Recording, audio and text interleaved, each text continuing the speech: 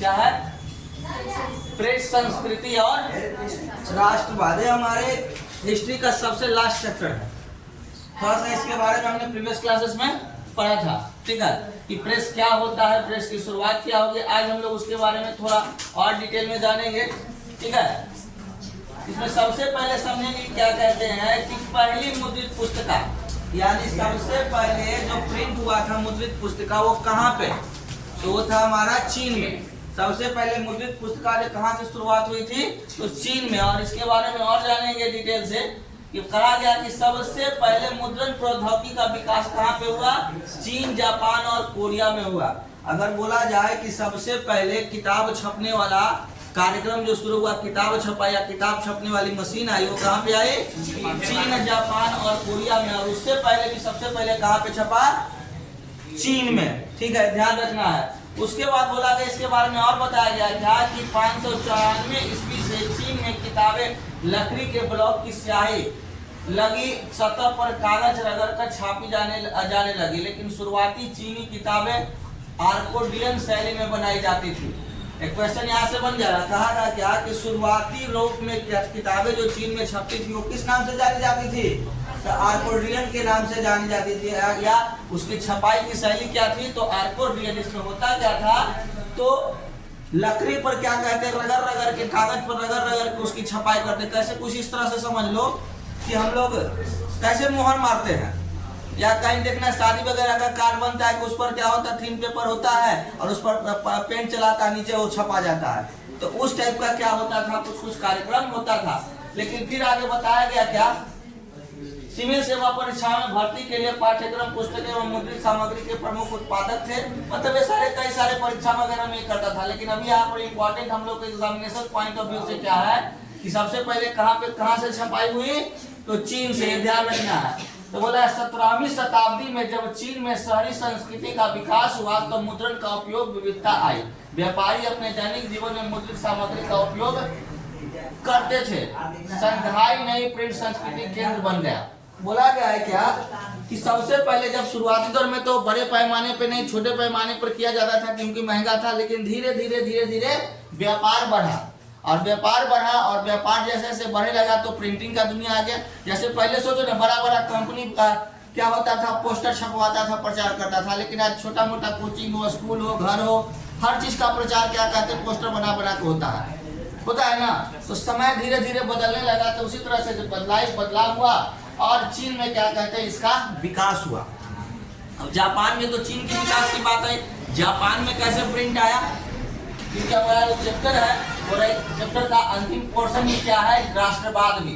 तो जापान में प्रिंट के बारे में बोला, चीन के बौद्ध मशीनरियों में 768 से 70 ईस्वी के आसपास जापान में हस्त मुद्रण तकनीक की शुरुआत की गई एवं 868 ईस्वी में मुद्रित सबसे पुरानी जापान पुस्तक बौद्ध यानी डायमंड सूत्र है। बोला गया है क्या कि सबसे पुरानी लिखित पुस्तक जो है, मुद्रित पुस्तक का नाम क्या है?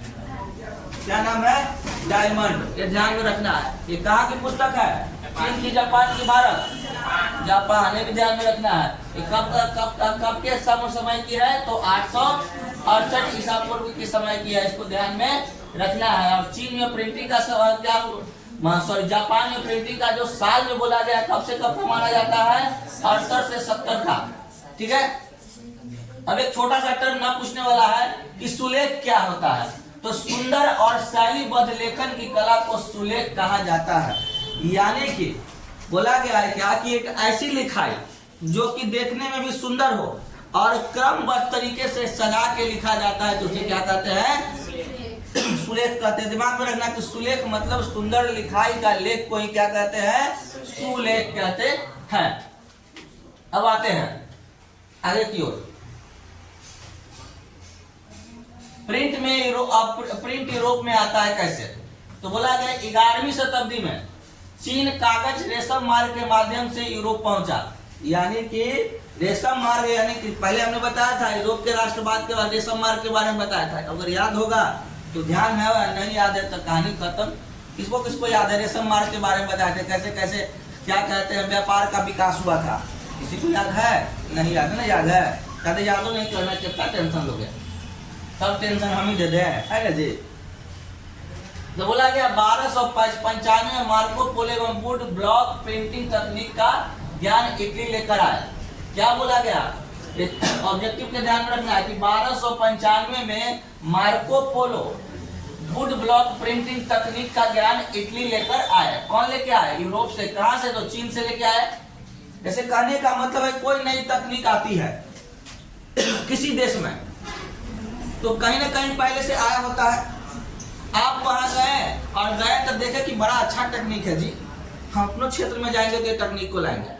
जैसे कि मान लेते हैं कोई व्यक्ति, अगर सिंपल सा बात समझ सकते हैं कि अगर आज डिजिटल इंडिया मतलब समझ लो कि अगर किसी भी व्यापार का प्रचार होता है तो पोस्टर के द्वारा, पेपर के द्वारा, या क्या होता है सोशल मीडिया पे डाल दिया जाता है ना। तो वहां पे गया तो देखा कि सोशल मीडिया से प्रचार हो रहा है, तो बहुत प्रचार अच्छा हो रहा है। तो वहां से आया तो कहा कि हम काहे ना सोशल मीडिया का प्रचार करते हैं, सोशल मीडिया की सहायता लेते हैं। सोशल मीडिया की सहायता तो और प्रचार, उसका भी फायदा। जब किसी एक बिजनेसमैन को फायदा हुआ तो अगला बिजनेसमैन क्या वो नहीं अपनाएगा, वो भी अपनाएगा, और देखते देखते वो तकनीक बन जाती है। शिक्षा की शैली, पढ़ाई की शैली, जैसे कि शुरुआती दौर में जब लॉकडाउन हुआ, लॉकडाउन ज्यादा दूर हम लोग जाएंगे तो समझने में मुश्किल होगा। हम लोग लॉकडाउन के समय में, इससे पहले भी ऑनलाइन पढ़ाई हुआ करती थी, ऑनलाइन पढ़ाई हुआ करता था, लेकिन जैसे ही लॉकडाउन आया तो ऑनलाइन पढ़ाई को ज्यादा बढ़ावा दिया गया। पहले सोचा कि सब ऑफलाइन पर विश्वास करता है, ऑनलाइन पर विश्वास नहीं करता है, लेकिन जैसे ही अब यहाँ पर ऑनलाइन का सुविधा जब लॉकडाउन के दौरान आया तो धीरे धीरे ऑनलाइन को बढ़ावा मिला, और इतना बढ़ावा मिला कि आज हर व्यक्ति, बहुत सारे लोग क्या है, ऑफलाइन को छोड़ के ऑनलाइन की ओर बढ़ रहे हैं। अच्छा है, बुरा है, इट नथिंग मैटर। किसी के लिए अच्छा है, किसी के लिए बहुत अच्छा है, किसी के लिए बुरा है, किसी के लिए बहुत बुरा है, हर तरह का है। तो अच्छाई और बुराई हर जगह है। लेकिन इस लॉकडाउन के समय बिजनेस बूम कर गया। आज छोटी बड़ी हर कोचिंग्स ऑनलाइन पढ़ाना शुरू कर दी ना, तो इसका विकास हुआ। तो कहीं ना कहीं से तो टेक्निक आया हर जगह। तो पढ़ाने की भी शैली में बदलाव, तो वही चीज बोला गया है कि एक देश से दूसरे देश में, एक राज्य से दूसरे देश में, या दूसरे राज्य से दूसरे राज्य में क्या कहते हैं टेक्निक आता है। कैसे, तो देखा इसकी, और उसका उद्देश्य क्या होता है, अधिक से अधिक विकास। तेरा ना हुआ कि हो गया तेरा, है ना। उसके बाद बोला गया है क्या, पुस्तकों की बढ़ती मांग को पूरा करने के लिए पुस्तक विक्रेताओं ने लेखक और कुशल हस्तलेख को रोजगार देना शुरू कर दिया। लेखक हस्तलिखित पांडुलिपियों का उत्पादन पुस्तकों की बढ़ती मांग को पूरा नहीं कर सका। अब देखो बोला गया क्या कि आज भी हम लोग ना, आज क्या कहते हैं, टीवी और मोबाइल का जमाना आ गया, जहाँ पे आज हम लोग रामायण महाभारत सब पढ़ते हैं। वो किससे पढ़ते हैं, तो बस मोबाइल लेते हैं, कहानी पढ़ लेते हैं। लेकिन एक समय था जब लोग किताब के शौकीन थे। आज भी बहुत सारे लोग न्यूज़पेपर के शौकीन हैं, पेपर लेके एकदम पन्ने पन्ने चाट जाएगा। तो उस समय जो ऐसा था, क्या हुआ, हाँ पढ़ जाते ना है, ऐसे ऐसे बहुत सारे लोग, आज भी बहुत सारे लोग हैं जो उपन्यास पढ़ते हैं। बहुत सारे लोग किताब को लेकर पढ़ते हैं, उनको मजा आता है पढ़ने में। जब ये तकनीक आई, जब लिखित किताब बिकने लगा, तो लोग नई नई कहानियां, नए नए क्या कहते हैं, मतलब कि किताब, ज्ञान की जानकारी उससे मिलने लगी, तो लोग उसमें रुचि लेने लगा, लोग खरीदने लगा। मांग बढ़ा, लेकिन मांग अब हाथ से लिखे कितना लिखे। अब 100 पेज का किताब है, और 100 पेज का किताब क्या कहते हैं, आज एक दिन में तो लिखाएगा नहीं 100 पेज, या एक व्यक्ति एक दिन में लिख दे रहा है, या मांग है 10 गो, कैसे हो पाएगा। तो धीरे धीरे क्या कहते हैं, प्रिंटिंग मीडिया की शुरुआत हुई, क्योंकि लिखित रूप से उसकी क्या कहते हैं पूर्ति नहीं की। पांडुलिपि जो हमने कल बताया था कि पांडुलिपि क्या था, जो लिख कर जो क्या कहते हैं किताब वगैरह तैयार किया जाता था, तो उसे ही, उस लिखने की कला को ही क्या कहते थे, पांडुलिपि। लेकिन इस कला के आधार पर क्या चाहे कि सबकी जरूरत पूरा हो जाए, किताब कॉपी सबको मिल जाए, तो ये संभव नहीं था। तो धीरे धीरे प्रिंटिंग मीडिया का विकास हुआ। आगे की ओर चलते हैं। 1295 के बाद यूरोप में लकड़ी के ब्लॉक प्रिंटिंग के आगमन के कारण वुड ब्लॉक प्रिंटिंग 1295 के बाद यूरोप में आई, क्योंकि यह तकनीक पहले चीन के पास थी। यानी सबसे पहले तो हमने बताया कि चीन के पास था, फिर मांग बढ़ा, तो 1295 में क्या कहते हैं यूरोप में भी आया। और धीरे धीरे लकड़ी की तकनीक क्या थी, कि लकड़ी का पतला पतला सा रहता था और उस पर क्या होता था, खरोच खरोच के कूट कूट के क्या कहता था, लिखा जाता था। ठीक है, आज भी बहुत सारे, अब जाओगे तो मार्केट जंक्शन वगैरह जाओगे तो वहां पर सबका नाम लिखाता है। जो रिंग वगैरह होता है ना, गाड़ी वगैरह के रिंग में तो अपने नाम से आप रिंग बनवा सकते हैं, लकड़ी से कूट कूट के बनाया जाता है। तो वैसा ही छपाई वगैरह होता था, क्योंकि उस समय कागज का आविष्कार नहीं हुआ था और कागज पे खास करके प्रिंटिंग करने का आविष्कार संभव नहीं था। तो लकड़ी पे कूट कूट के लिखा जाता था। लकड़ी का बड़ा सा मोटा रहता, पतला पतला, उस पर कूट कूट के लिखा जाता था और उसके पढ़ा जाता था। बहुत पहले का क्या कहते हैं, पंचांग वगैरह देखोगे तो उसमें क्या होता था, पत्थर के पतला पतला सा रहता था और उसको क्या होता था, उस पर रिपीट कांटे जैसा मारा रहता था, एकदम पतले रहता, उस पर पढ़ा, फिर एक पन्ना ऐसे घुमाया। आज हम लोग ऐसे पलटते हैं ना, उस समय ऐसे ऐसे घुमा घुमा के पढ़ा जाता था पन्ने पन्ने। एक तरफ लिखा है, दूसरा का तरफ नहीं लिखा हुआ, एक ही तरफ का। सिंपल सोचो, अगर ये हमारा लकड़ी है, इस पर कूटे तो इधर मार तो उल्टा हो जाएगा, इधर लिखेंगे तो दोनों बराबर हो जाएगा, तो नहीं ना हो पाएगा। तो एक ही तरफ लिखा था, दूसरा का तरफ लिखाने का सिस्टम नहीं था। इस तरह से बहुत सारी टेक्निक बदलते गए, लेकिन हमारे एग्जामिनेशन पॉइंट ऑफ व्यू से हम लोग ज्यादा डिटेल में नहीं जाएंगे, छोटा टर्म को पढ़ेंगे। चर्म पत्र क्या था, तो बोला गया कि जानवरों की खाल से बना को कहते हैं चर्म पत्र, यानी कि जानवर के खाल पर, अगर जानवरों को क्या होता था कि जो जानवर मर जाता था तो उसका खाल होता था और खाल पर भी लिखने का काम किया जाता था। तो जो खाल पर लिखाई का काम किया जाता था तो उस तरह के पत्र को क्या कहते थे, चर्म पत्र कहते थे। उसी प्रकार से पांडुलिपि क्या था, तो इसके बारे में हमने बताया था। कितने लोग बताएंगे बिना देख ले, इन्हें हमरा देख के पांडुलिपि बता दो जी, इतना पता है ना, तो काहे ला जाएगा, बता दो जी, एक कंधे से देखिए लो। अरे आई बहुत घूमता है तो पता चलता है जी, क्या बात करते हो। तो क्या है पांडुलिपि, बताओ जी, आनंद बाबू आप ही बताइए। हाँ, लिखी गई क्या कहते हैं, लिपि की कला को ही क्या कहते हैं, पांडुलिपि। ठीक है, यहाँ क्या बोला गया है, पांडुलिपि प्रतिलिपि तार पत्रों या हस्त निर्मित कागज पर बनाई जाती थी। तार पर हमने बताया था कि लिखा जाता है, पत्थर पे लिखा जाता था, या कागज पर हाथ से लिखा हुआ जो लिपि होता था उसे भी हम लोग क्या कहते थे, पांडुलिपि। जैसे कि हमारा ये जो है एक, तो इसमें जो छपाई किया हुआ है पांडुलिपि नहीं है, लेकिन इसमें कुछ कुछ हाथ से लिखा हुआ है, ये पांडुलिपि के अंतर्गत आ जाएगी, है ना। उसी प्रकार से आता है पांडुलिपि की सीमाएं क्या थी, जो समझते हैं। ऐसे पूछेगा नहीं, लेकिन समझ लेते हैं कि पांडुलिपि अत्यधिक महंगी और नाजुक थी। महंगी इसलिए क्योंकि लिखने में भार पड़ता था। अब एक तुम जाओ, तुमको बोले कि क्या कहते हैं 10 को पेज है, जैसे हाल फिलहाल में आप लोग को संस्कृत का 115 पेज का दिए थे, गया सबके पास, किसके पास गया है, सबके पास गया हुआ है ना, हमारे पास गया है। नहाया हुआ नहीं थका जी, नहा लेना जाके, तो देखना नहाने के बाद खाली मोबाइल का छूना कि संस्कृत आ जाएगा, अगर नहीं नहाए रहेगा तो नहीं जाएगा। नहाए हुआ है तो वही जब तक गड़बड़ है, नहा के तुम उसको छूना मोबाइल को आ जाएगा, बिना नहीं। संस्कृत ना शुद्ध चीज है, ऐसे नहीं आता है। देखो इसके पास नहीं गया है, भी नहीं नहाई है, तुम्हारा तो नंबर नहीं मेरे पास है, तुम्हारा है, तुम्हारे पास शायद गया है, तुम नहाए हो ना जी, पक्का नहीं नहाए हो। तुम बोल दो, एगो स्पर्शो नहान होता है कि पानी छू लिए, या कोई नहाइले आदमी के छू लिए, नहा लिया, सब करती है। देखो ना, हीरोइन बन के घर से निकल गई कि तो हमको जाड़ा ना लगता, यहाँ जाड़ा लग रहा है तो सिकुराइले है, काहेला हीरोइन बनला, हीरोइन बनने से का जरूरत है, वो कपड़ा डाल लेता होता क्या होता बाहर, कुछ ना होवे तो एगो जनरल ले और के चले पढ़ते रहली। ये कोचिंग अपना कोचिंग है, अपना घर का कोचिंग है, तुम तो घर के आदमी हो, फिर भी इसको टेंशन होते रहता है। लेना के अंदर ये रख लेना, काफी हमको काम देगा।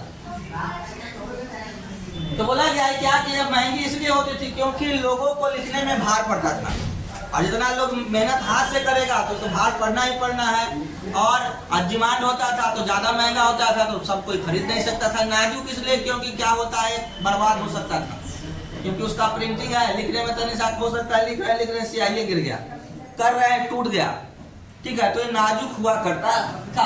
फिर बोला उन्हें सावधानी से संभालना होगा। अभी हमने बोला कि टूटने का, फटने का डर होता था, खराब होने का डर था, और इन्हें आसानी से पढ़ा नहीं जा सकता था, आसानी से। एक आध को पहले का जमाना वाला खेत के कागज देखे हो तुम लोग, पहलका जमाना लगा खेत के कागज तो नहीं का पढ़े लेकर भेजेगा ना, गार्जियन कहे कि तेरा सब पढ़ी तो कितना नाम है खेतवा वाले का, तो तू सब पक्का नहीं पढ़ पाओगे। तो नहीं के बाबा कहेंगे ना कि कौची पढ़े रे, दम डुबा दे पैसा, रोज कहे कि हम पढ़ी जाए, रोज 500-1000 रुपया था, अब पढ़े कुछ है नहीं करो, बड़ा इंसल्ट करेंगे। तो लिखने का इतना ना घसेट के लिखा हुआ रहता था ना कि सब आसानी से पढ़ नहीं पाएगा, और खास करके उसमें 1, 2, 3 ही सब लिखा रहता है हिंदी में। तो उन्हीं से आजो पूछ दे कि ये 7 कैसे लिखा था, 8 कैसे लिखा था, तो गड़बड़ा जाओगे पक्का। ऐसे तुम लोग आजकल प्योर अंग्रेज हो चुके हो, ठीक है। कपड़ा अंग्रेज, खाना अंग्रेज, घूमना अंग्रेज, और हीरोइन तो है ना।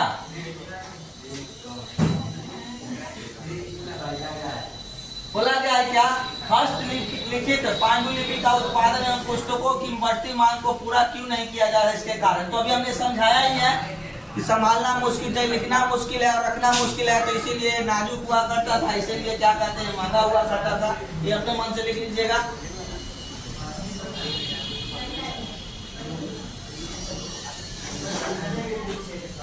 अब इसके आगे हम लोग चलते हैं। गुटेनबर्ग, ये है क्या भाई? तो बोला गया गुटेनबर्ग क्या है, तो गुटेनबर्ग एक क्या है, व्यापारी के पुत्र थे और एक बड़े कृषि क्षेत्र में पले बढ़े थे। गुटेनबर्ग एक व्यापारी के बारे में बोला है, उनके बारे में कि इनकी प्रिंटिंग की शुरुआत यहाँ से हुई थी, देखेंगे समझेंगे। बोला है गुटेनबर्ग कौन था, एक व्यापारी का बेटा था जो कि क्या कहते हैं कि बड़े कृषि क्षेत्र में पले बढ़े थे, यानी जिस क्षेत्र में उनका जन्म हुआ था, रहे थे, वह क्षेत्र प्योर किसानों का था। कौन सा क्षेत्र था, किसानों का, जहाँ खेती वेती होती है। बचपन से उन्होंने शराब और जैतून की मशीनें देखी थी, शराब और जैतून की मशीनें। शराब तो समझ ही रहो, दारू चुआए वाला, और जैतून का मशीन यानी तेल चुआने वाला, ये सारी मशीनों मैंने देखा था। तेल भी चूता है, पता है कि नहीं, बादाम का तेल, सरसों का तेल, ये सब होता है। कभी चूते देखे हो, न देखे हो, सुने हो? ये बेचा जाए ढेर है, तेल पे वाला दुकान ओकरा में देख लेना, तेल चुआवल जाता है ना। आगे की ओर चलते हैं। इसके बाद ने पत्थरों को चमकाने की कला सीखी, एक कुशल सुनार बने और गहने बनने के लिए शीशे के सांचे बनाने में भी विशेषज्ञता हासिल की। इस ज्ञान का उपयोग उन्होंने अपने नए नवाचार को डिजाइन करने में किया। मतलब उन्होंने खेती भी सीखा, क्या कहते हैं, बचपन से उन्होंने शराब और जैतून की मशीनें देखी थी, उसके बारे में भी उनको जानकारी थी। फिर उसके बाद जैसे कि सोनार होता है, सोनार समझते हो, जो सोना को पीटता है, गलाता है, नया नया गहना बनाता है, ठीक है, उसका भी कला सीखा। और नए नए विचारों को, मतलब कि जो जो अपने क्षेत्र में उन्होंने देखा उसको वो सीखते गए और उसको अपने जीवन में इम्प्लीमेंट करते चले गए, ठीक है। अब होता है कि कैसे, तो बोला गया है प्रिंटिंग प्रेस। जैतून प्रेस ने मुद्रण प्रेस के लिए मॉडल प्रदान किया और सांचों का उपयोग वर्णमाला के अक्षरों के लिए धातु के प्रकार की ढलाई के लिए किया गया। क्या किया गया, जैसे तुम लोग देखे होंगे कहाँ पे, किसी क्लासेस में जाते होंगे तो मोहर मारा रहता है, देखना, उसमें मान लेते हैं सोनाली क्लासेस का ही अपना एक मोहर है, उसको क्या कहते हैं, स्याही में डालो, अब बोल के किसी पर छाप मारेंगे तो सोनाली क्लासेस बड़चक पटना 7 966 पूरा नंबर वगैरह लिखा जाएगा। तो मोहर जैसा होता था। तो वो क्या हुआ, क्या कर, उस समय अभी तो रबर वगैरह का, लकड़ी का बनने लगा और उससे छपाई किया जाने लगा। बड़े बड़े राजा महाराजा जो बनाते थे, बनवा के रखते थे, और राजा का मोहर, उसके मंत्री का मोहर, किसके द्वारा मोहर दिया गया, वो साइन बार बार करने की जरूरत नहीं है, साइन करके मोहर मार दिया, तभी उसका वैल्यू, नहीं तो साइन तो कोई और कर देगा। जैसे मान लेते हैं क्लासेस का साइन तो कोई और कर देगा, लेकिन वो मोहर कहाँ से आएगा, है ना। इस क्लासेस का कैसा मोहर है पता नहीं, आप मोहर पता भी लगा देंगे तो उसमें कुछ न कुछ कमी दिखाई दे देगी, एक जैसा बनता नहीं है, थोड़ा बहुत आगे पीछे हो जाता है, ठीक है। हाँ, भले आज एक समय आ चुका है कि कॉपीराइट लोग कर देता है, उसका डुप्लीकेसी भी कर देता है, लेकिन ओरिजिनल जैसा डुप्लीकेट कभी भी नहीं होता, थोड़ा बहुत अंतर आ ही जाता है, अगर ध्यान से देखा जाए तो पता चल जाता है। तो वहीं से क्या कहते हैं, प्रिंटिंग प्रेस की शुरुआत हुई और 1448 तक उन्होंने इस प्रणाली को पूर्ण कर दिया और उनकी पहली पुस्तक बाइबल छपी। यानी 1448 के बाद किसने ये प्रणाली पूरी की, गुटेनबर्ग ने, और उसने पहली पुस्तक का निर्माण किया जिसका नाम क्या था, बाइबल के बारे में सुने हो, ईसाई धर्म का एक धार्मिक पुस्तक है जिसमें जैसे हम लोग के लिए कैसे है, गीता रामायण है, तो उन लोग के लिए क्या होता है, बाइबल होता है। ठीक है, फिर बोला गया क्या, शुरू में मुद्रित पुस्तकें दिखने और लेआउट में लिखित पांडुलिपियों की काफी मिलती जुलती थी। यानी शुरुआती दौर में जो रहता था तो एगो छापा हुआ पुस्तक, एगो लिखित पुस्तक, दोनों का डिजाइन लगभग मिलता जुलता देखने में लगता था। लेकिन धीरे धीरे कोई भी चीज नया आता है तो उसमें सुधार, जैसे कि पहले के समय में मोबाइल बड़का हुआ करता था, टीवी भी बहुत बड़ा हुआ करता था। ठीक है, उसका देखने में अब देखो पतला स्लिम दीवार में लगा हुआ है, लेकिन पहले क्या था, टीवी दीवार में लगता था, बड़का सा ढमपाल जैसा रहता था, उठाने में वजन लगता था। अब एक हाथ से आदमी कोई उठा ले।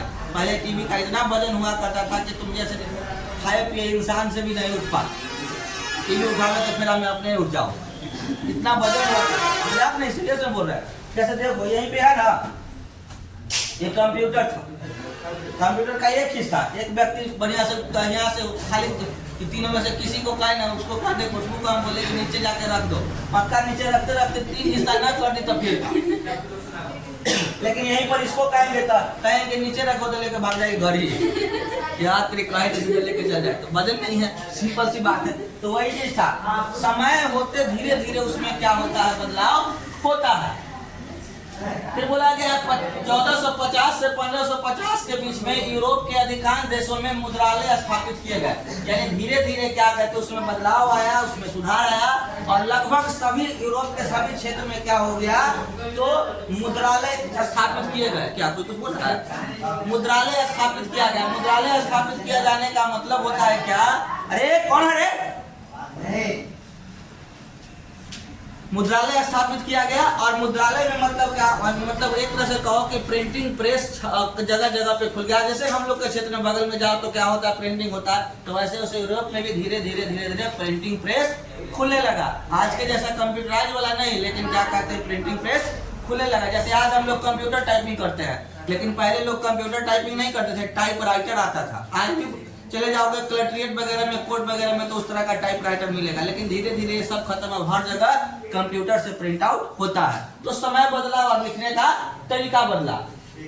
उसके बाद एक और शब्द आता है प्लेटन। प्लेटन क्या है, तो बोला गया यह एक बोर्ड है जिसे टाइप से छाप प्राप्त करने के लिए कागज के पीछे दबाया जाता था। प्लेटन क्या होता था कि एक तरह का बोर्ड होता था, यानी जिस पर छापना है, जिस कागज पर छापना है, तो उस प्लेट पर क्या कहते हैं, उस कागज को रख के और ऊपर से चाप दिया तो उस पर क्या हो गया, छपा गया। मतलब वो जो प्लेट रहता था, मान लेते हैं कि लिखना है सेवा में श्रीमान प्रधानाध्यापक, पापा को मालूम कि हम पगला गए, ठीक है, तो आपका छपाई उसमें कूटा हुआ रहता था। मान लो कि लकड़ी का कूटा हुआ है, उस पर कागज रख दिया, पहले मोहर उसमें डुबा दिया, कागज रख के उसको चाप दिया, तो क्या हो जाएगा, उस कागज पे लिखा जाएगा, क्या लिखा जाएगा, सेवा में श्रीमान प्रधानाध्यापक, पापा को मालूम की, प्रधानाध्यापक को मालूम कि हम पागल है, ला बोलने रहे लोग। तो जो छपा हुआ रहेगा वही ना छपाएगा। तो इस तरह से क्या हो जाएगा, वो जो प्लेटन था, अगर पूछा जाए कि प्लेटन क्या था, देखिए छपाई करने का क्या होता था, प्लेट होता था जिस पर कागज रख के उसको चाप के छापने का काम किया जाता था। आज भी जो मोहर होता है, जिससे आज भी देखो घर था, कार्बन तो होता ही है ना, तो कार्बन पे हम लोग लिखते हैं तो ना छपाता है। लेकिन आज कलम हो गया हाथ में, पहले कलम था। पहले भी क्या होता था कि वो प्लेट रख दिया गया, उसके पर क्या कहते हैं, कागज रख के उस पर मोहर मार के चाप दिया तो पूरा उस पर क्या हो गया, छपा गया। जैसे कभी शादी का कार्ड बनते देखे हो, नहीं देखना, शादी के कार्ड के लिए क्या होता है, वो प्लेट होता है। मान के चलो कि नीचे रख दिया कागज, शादी वाला कागज रख दिया, और ऊपर से क्या कहते हैं, वो प्लेट रख देता है, और उसमें ही कागज छापे हुए रहता है, और उस पर क्या होता है, पेंट चलाता है ना, तो नीचे वाला पे छपा जाता है। उससे रंग पार करते हुए उस पे वही नाम का अंदर लिखा के छपा जाता है। अगर नहीं पता चले तो यूट्यूब वगैरह पे देख लेना, नहीं तो बगल में चले जाओ, वहां पर क्या होता है, शादी का कार्ड बनता है, आसानी से देख लो कैसे कैसे छपाता है। बैठ जाना 1-8 घंटा, अपने आप पता चल जाए कैसे, मुश्किल। और नहीं तो पहले गांव घर में भी, स्कूल वगैरह में भी आता था, वो छपाई वाला कागज जैसा नहीं आता था थिन पेपर, और उस पर क्या होता था, कागज पर रख के सिंदूर और करासन तेल मिला के रगड़ देते थे, नीचे छपा जाता था ना। तो वैसा ही कुछ छपाई होता था कि नीचे जो हुआ कागज वाला वो प्लेट हो गया, उस पर एगो कागज रख के रंग के मार दिए तो नीचे छपा गया। दिखा दिया, सरस्वती माता का फोटो बन गया, दुर्गा माता का फोटो बन गया, है ना। उसके बाद आता है प्रिंट क्रांति और उसका प्रभाव। प्रिंट क्रांति का मतलब यानी कि प्रिंटिंग के दुनिया में एक बदलाव आना, विकास आना, उसी को बोलेंगे क्या, प्रिंट, क्या कहते हैं, प्रिंट क्रांति। और उसका प्रभाव, प्रभाव क्या हुआ कि एक नया पाठक वर्ग यानी एक नया समाज बना।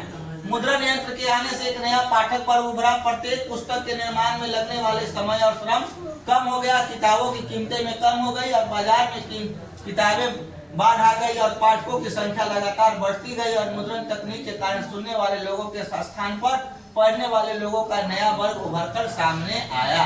अब पुस्तकें लोगों के व्यापक वर्ग तक पहुंच सकेंगी। बोला गया है क्या इसमें क्या आया विकास। पहले था किताब महंगा मिलता था, महंगा मिलने के बाद भी सब नहीं खरीद पा रहा क्योंकि छपाता नहीं था, लिखने में भार पड़ता था। लेकिन जब प्रिंटिंग दुनिया आई तो किताब छपाना आसान हो गया। जब आसानी से किताब छपने लगा तो लोगों तक ढेर सारा पहुंचने लगा। और ऐसा ढेर सारा क्या कहते हैं, प्रिंटिंग हाउस खुल गया। और जब ढेर सारा प्रिंटिंग हाउस खुल गया तो बहुत सारा किताब छपने लगा, तो किताब का रेट क्या हो गया, सस्ता हो गया, आसानी से मिलने लगा। और लोग जो समाचार पत्र वगैरह सुनते थे या किसी चीज की कहानी सुनते थे, लोग जो है पढ़ने लगे, ठीक है, क्योंकि सुनने में ज्यादा होता था, भार पड़ता था, और पढ़ने क्योंकि पहले सबके पास रेडियो टीवी नहीं हुआ करता था। और एक समय की बात कहा जाता है कि फैशन अपने आप में बदलता है। एक समय सुनने वाला का संख्या कम था और पढ़ने वाला का संख्या, एक समय सुनने वाला का संख्या ज्यादा था और पढ़ने वाला का संख्या कम था, क्योंकि प्रिंटिंग का दुनिया नहीं था। लेकिन जब प्रिंटिंग की दुनिया आई तो सुनने वाले की संख्या कम गई और पढ़ने वाले की संख्या बढ़ गई, बढ़ते गई, समाचार पत्र वगैरह सब आया। लेकिन आज कौची का संख्या ज्यादा है, पढ़ने वाला की सुनने वाला। कहानी फिर बदल गया। आज लोगों के पास समय नहीं, सोचता है कि पूरा बड़का का पेपर पढ़े से अच्छा है कि सवेरे न्यूज लगा दिए, कामों कर रहे हैं। और उसके बाद क्या कहते हैं, पहले होता था वो किताब आता था हम लोग के याद से, चित्रहार का किताब आता था और उसमें ढेर माना अलग अलग फिल्म के गाना लिखा रहता था और लोग उसको देख देख के पढ़ता था। गाना, अब कोई गाना पढ़े वाला है, गाना की पढ़े वाला किताब रहेगा तो कोई खरीदवे नहीं करेगा।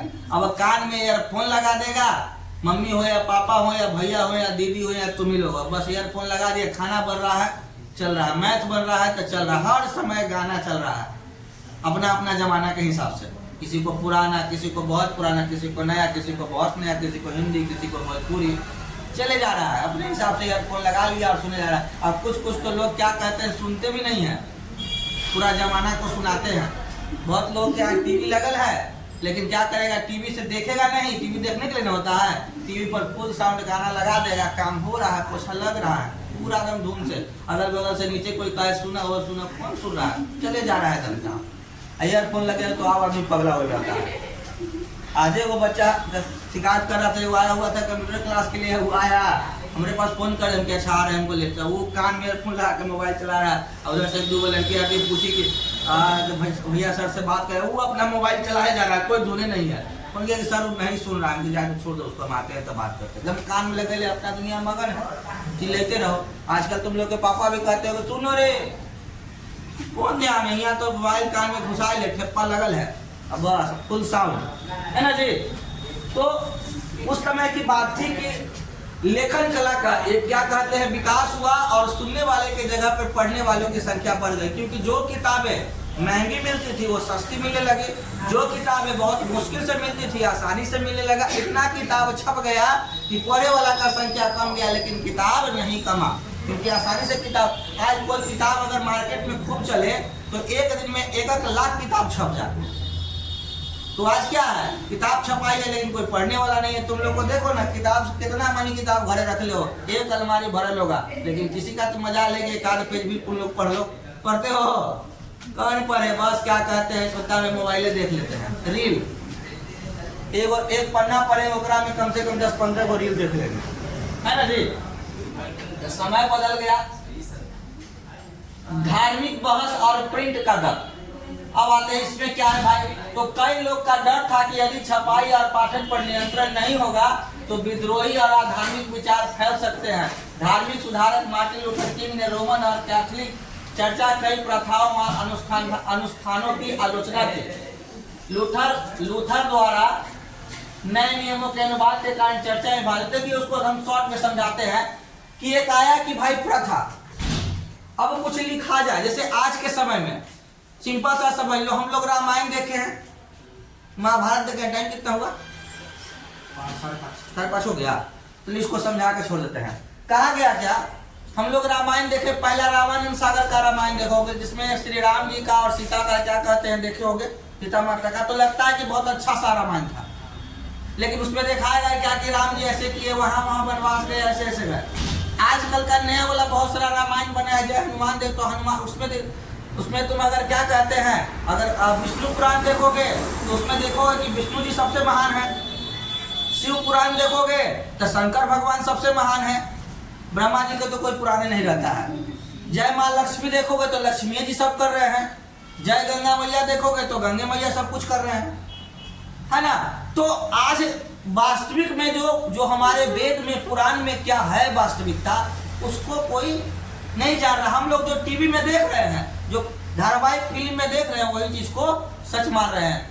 आज हम लोग वास्तविकता से बहुत दूर होते हैं। हमारे धर्म में कुछ और कहा जाता है, और कहोगे हम तो देखे हैं फला रामायण में तो ऐसे ऐसे होता है।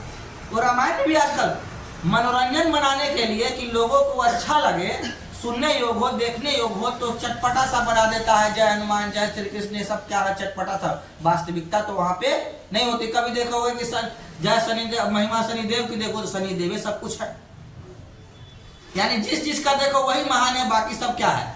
लेकिन हमारे शास्त्र को कोई आज हमारे जो रामानंद सागर का लिखा हुआ महाभारत और रामायण ये सब जैसे कहानियों को देखते हैं तो क्या कहते हैं, कभी हम लोग उसको पढ़ने की कोशिश किए हैं, देखोगे तो बहुत कुछ ज्ञान की बातें होगी। लेकिन आज का जो धारावाहिक देखोगे तो उसमें इससे बहुत कुछ भिन्न मिलेगा।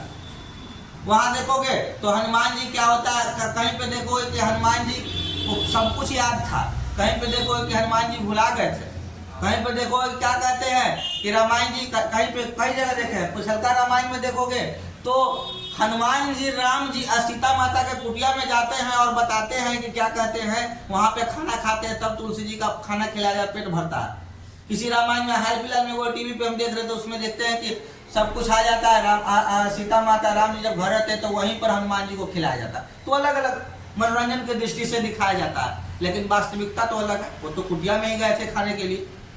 तो आज के डेट में जो हम लोग देखते हैं वही मानते हैं। तो उस समय सुनने के अलावा किताब में तो बड़े बड़े जो लेखक थे या बड़े बड़े जो लोग थे, कहें कि किताब में छप जाएगा तो लोग इसी को सच मानने लगेंगे, तो गलत को भी छाप देगा तो उसको सही मानेगा, और सही को भी छाप देगा तो गलत माना जाएगा। तो प्यार क्या कहते हैं, इसलिए इस चीज को ऐसा किया जाए कि इस पर रोक लगाया जाए। लेकिन रोक तो लगा नहीं, बस एक कानून पारित हुआ कि भाई अगर कुछ गलत छापते हैं और उसका प्रमाण, अगर कुछ आप छापते हैं और वो गलत है और अगला व्यक्ति कहता है कि गलत है, उसका प्रमाण नहीं है कि वो सही है, तो उस पर केस हो जाएगा।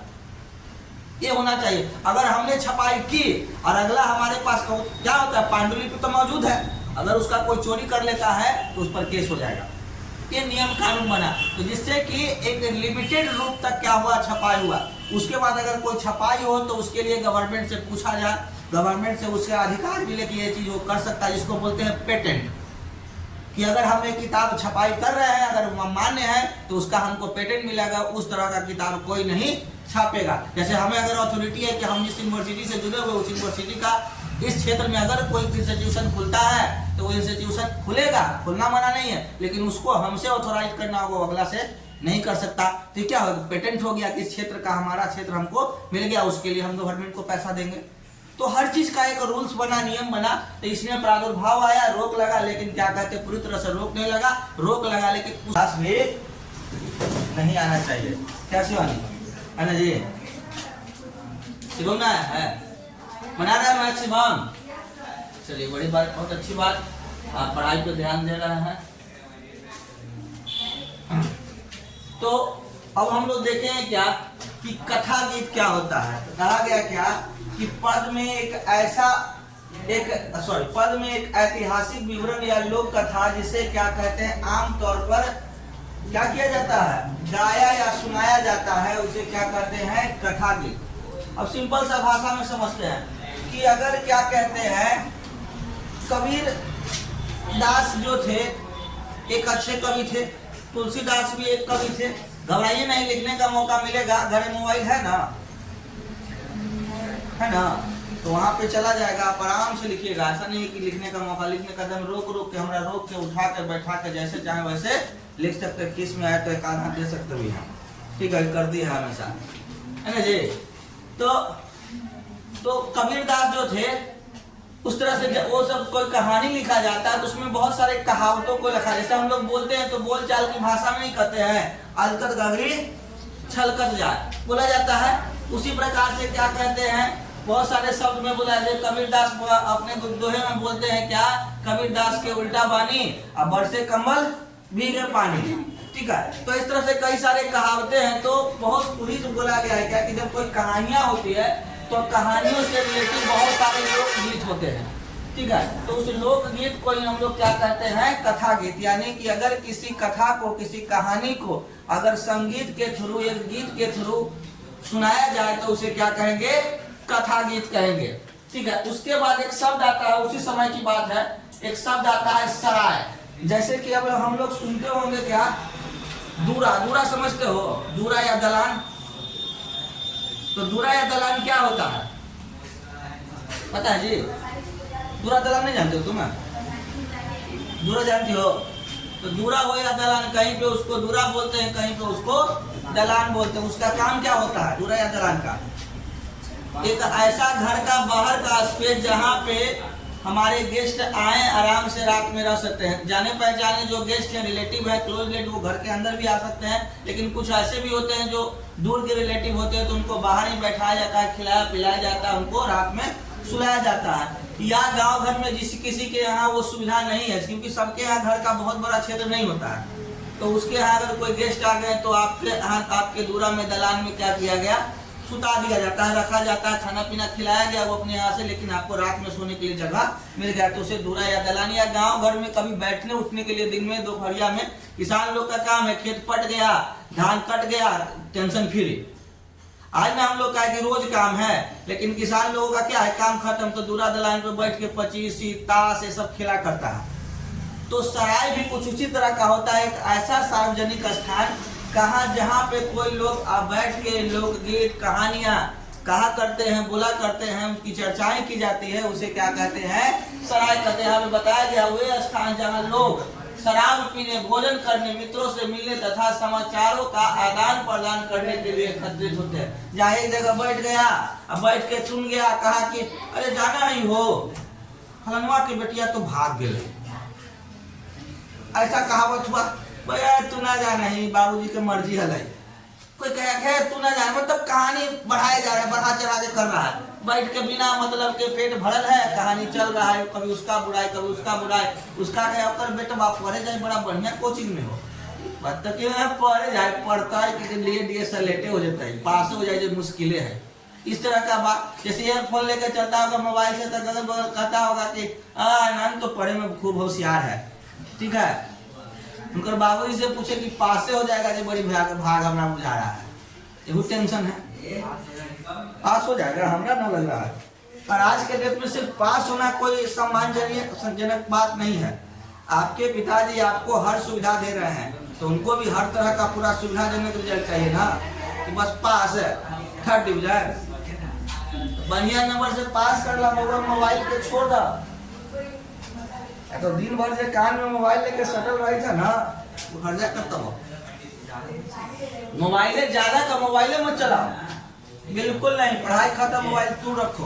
पढ़ते समय तो खास कर अपने इर्द गिर्द मोबाइल नहीं रखिए, क्योंकि मोबाइल का एक बड़ा खराब क्वालिटी है कि जरा सा टुन टुन किया आपका दिमाग भी ठुन ठुन करता है, तेरे कोची है लिखा है, ऐसा होता है हर व्यक्ति के साथ, हमारे आपके हर व्यक्ति के साथ, तो उससे थोड़ा दूरी बना के रखिए।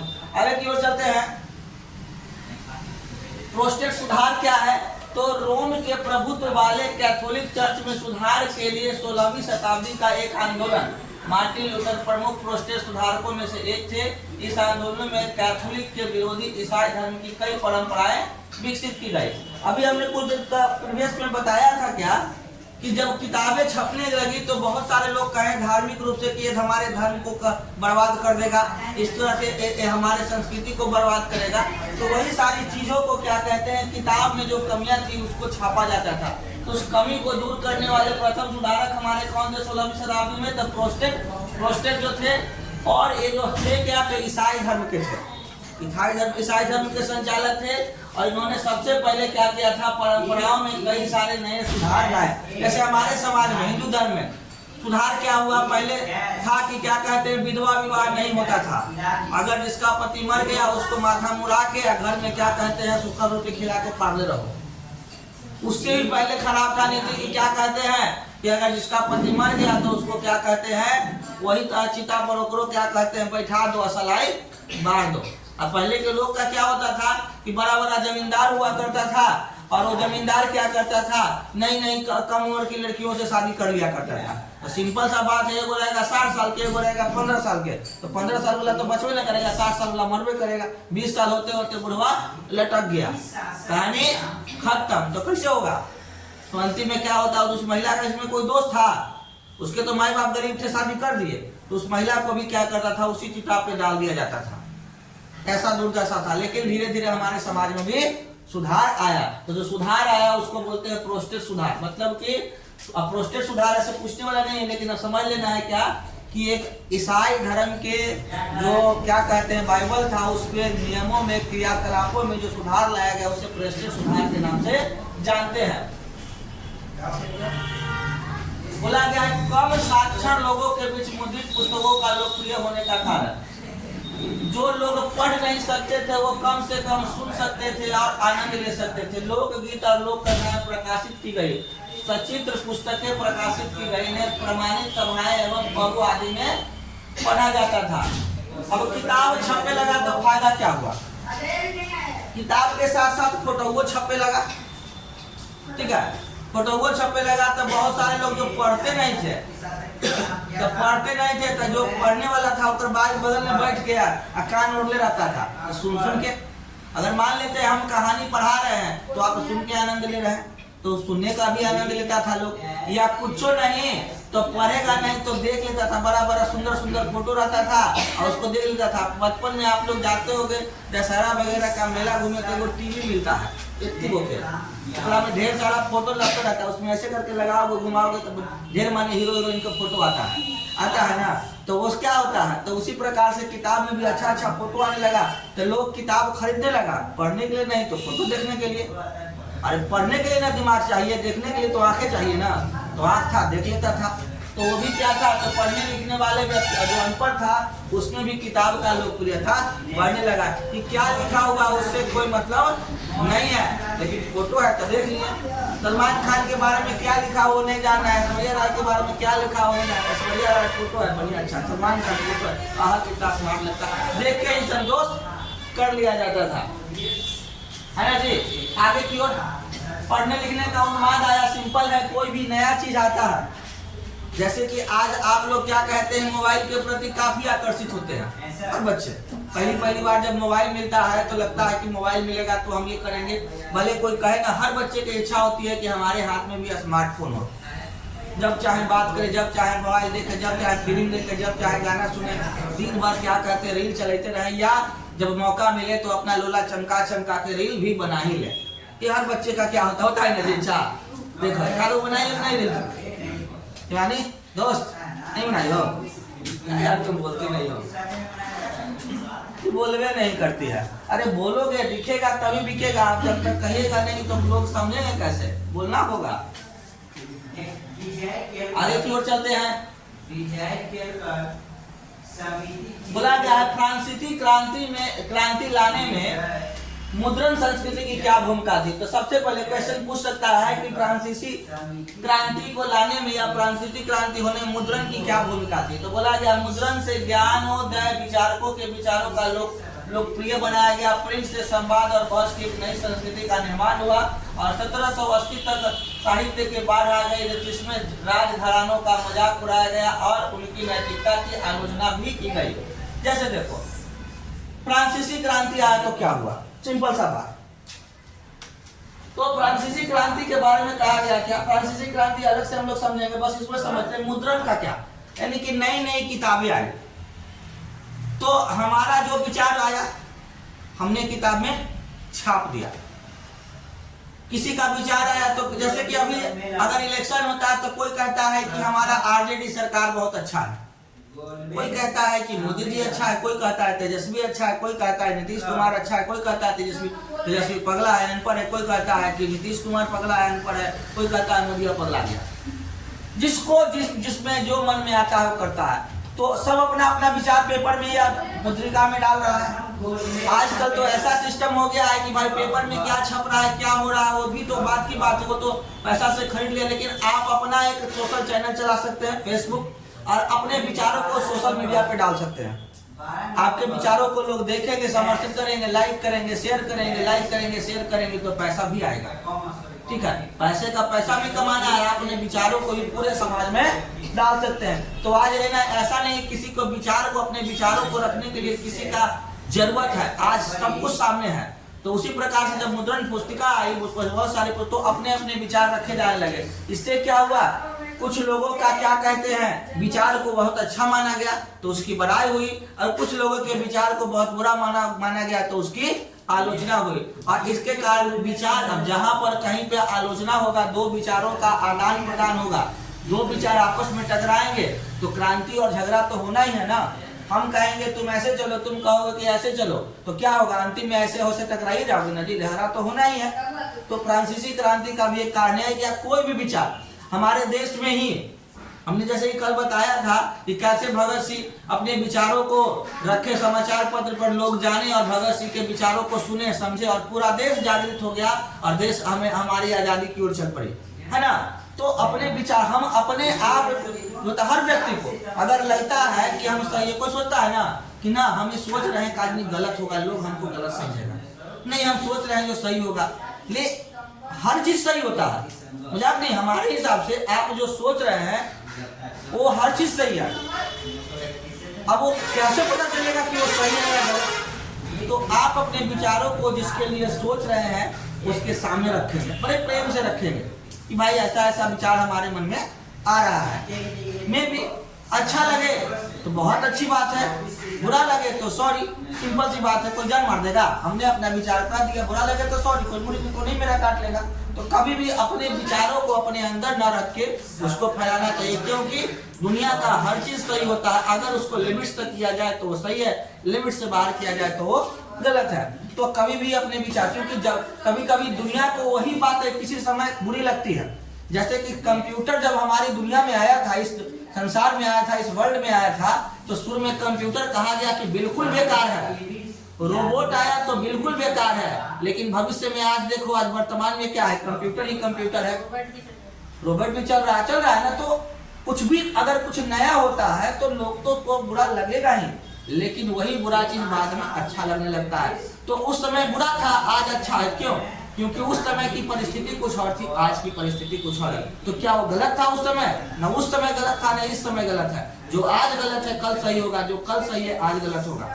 आज जो हमारे कपड़े का पहनावा है तो किसी लोग को बुरा लग रहा है, कल होकर वही का स्टाइल बन जाएगा, ठीक है। तो कभी कुछ भी गलत नहीं, बस अपने गलत कुछ नहीं, हमारा ये सोच होता है, किसी को अच्छा लगा, किसी को बुरा लगा। आप जो सोचते हैं वैसा ही हम सोचते हैं तो बहुत अच्छी बात है, लेकिन हम जो सोच रहे हैं उसका विपरीत आप सोच रहे हैं तो गलत है।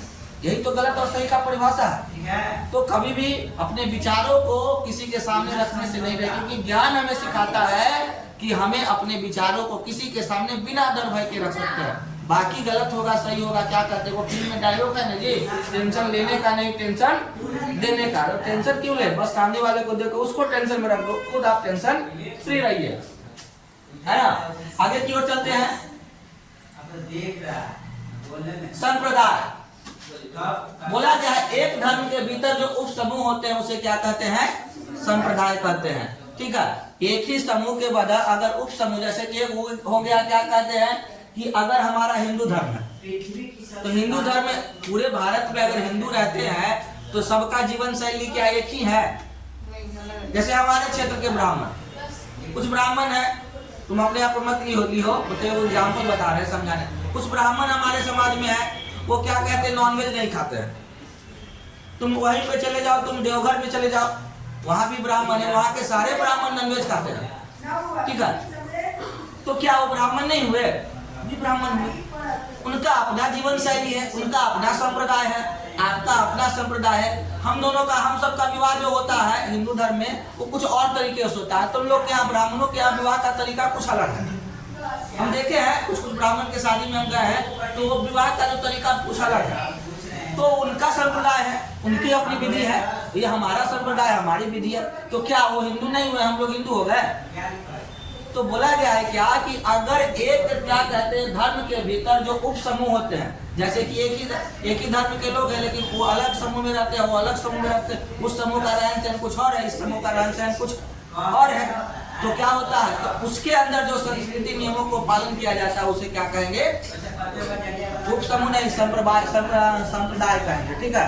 उप समूह जो हुआ समूह के अंदर का समूह। जैसे कि आप परिवार है, आपके दादा हैं, दादा के 4 भाई हुए, उनके बच्चे हुए, आपके दादाजी के बच्चे हुए, उनके बाद बच्चे के बच्चे हुए, और फिर बच्चे के बच्चे हुए। अरे होता ही है ना, सिंपल सी बात है। अब सिंपल था, सिंपल। अगर क्या कहते हैं, आपके दादाजी थे, दादाजी अकेले भाई होंगे, 2-3 भाई होंगे, तो दादाजी के भी बच्चे हुए, क्या कहते हैं, उनके भाई के भी बच्चे हुए, उनका अपना दुनिया में चले। कोई हो सकता है गोलचक में रह रहे हैं, कोई संपादक में रह रहे हैं, कोई हो सकता है अमेरिका में भी रह रहे हैं। वहीं से वो परिवार बस गया, यहीं से वो परिवार बस गया। तो जो अमेरिका में रह रहा है उनका जीवन शैली है, जो गोलचक में रह रहा है उनका जीवन शैली है, जो गाँव में जमुनापुर में रह रहा है उसका जीवन शैली, क्या तीनों एक ही रहेगा? तीनों अलग अलग रहेगा। वहाँ का रहन सहन कुछ और है, यहाँ का रहन सहन कुछ और है। आप खुद जाते होंगे तो आप यहाँ रहते हैं जो, और वहाँ रहते हैं, दोनों में अंतर होता होगा। सिंपल सी बात है, रहन सहन में बदलाव आ जाता है तो उसे संप्रदाय करते हैं। अब आता है पंचांग। पंचांग तो समझते होगे जी, पंचांग समझते हो ना? पंचांगे के देख के कौन करा जाता है, नक्षत्र का पता चलता है, गोत्र का पता चलता है, ब्याह के सही समय डेट बैठता है ना जी, कि बाबा देखो ना पंचांग, कहना के वो कहावत है ना, वो गाना है कि भोजपुरिया में, पंडित जी देखा बताओ ना ब्याह कब हो, होता है ना जी। तो पत्र देख के ना ब्याह के डेट बैठते हैं कि फला तारीख के दिन फला नक्षत्र में क्या है, आपका शुभ विवाह हो रहा है, वही दिन आपका सही रूप से बर्बादी होने वाला है, ठीक है। वही दिन सही रूप से आपका बर्बादी हो जाएगी, उस दिन आप बर्बाद हो जाइए, ठीक है। तो वैसा ही क्या कहते हैं, पंचांग जो होता है, कहा गया क्या, एक वार्षिक प्रकाशन जिसमें खगोलीय आंकड़ों, सूर्य और चंद्रमा की गति के बारे में जानकारी दी जाती है, और पूर्ण ज्वर एवं ग्रहण का भी समय बहुत कुछ दिया जाता है। यानी कि हमारे पूरे साल भर में, हमारे क्या कहते हैं, पूरे साल में कैसे नक्षत्र रहने वाले हैं, कैसा सूर्य का ग्रहण लगने, कब सूर्य का ग्रहण लगने वाला है, कौन सा काल में क्या होगा, ये सारी चीजों के बारे में उतना तो हम क्लियर भी नहीं कर सकते हैं, वो सब कुछ एक ब्राह्मण ही क्लियर कर पाएगा। तो वो सारी चीजों के बारे में जानकारी कहाँ पे रहता है, तो पंचांग में, ठीक है। और ये पंचांग एक तरह का समझो कि कैलेंडर होता है, कि कब क्या कहते हैं, दीपावली होगा, दीपावली में किस घंटे से किस घंटे तक, देखते हो आजकल हर पूजा क्या कहते हैं, वो पंचांग क्या कहते हैं, कहीं और बुला लिया आएगा, एगो बाबा कहीं और बुला लेंगे, एगो कहेगा कि क्या कहते हैं सोमवार के बाद क्या कहते हैं जन्माष्टमी, एगो कहेगा कि मंगल के है, एगो कहेगा कि दशहरा 10 दिन का, एगो कहेगा कि दशहरा 9 दिन के है। आम जनता पगला के रह जाता है। इस बार कैलेंडर के हिसाब से शायद इस बार दिवाली कितने तारीख को था, 20 तारीख को था ना जी, लेकिन कैलेंडर के हिसाब से 22 तारीख को था। लेकिन कोई बाबा थे वो कहे कि ना नक्षत्र के हिसाब से गड़बड़ है, नक्षत्र के हिसाब से 20 तारीख की दिवाली है, पेपर में छप गया, लोग 20 तारीख को दिवाली मना लिया। तो इस तरह से क्या होता है, पंचांग का बड़ा हमारे हिंदू धर्म में बड़ा ही महत्व है। उसके हिसाब से हमारे पूजा कार्यक्रम या धार्मिक कार्यक्रम होते हैं।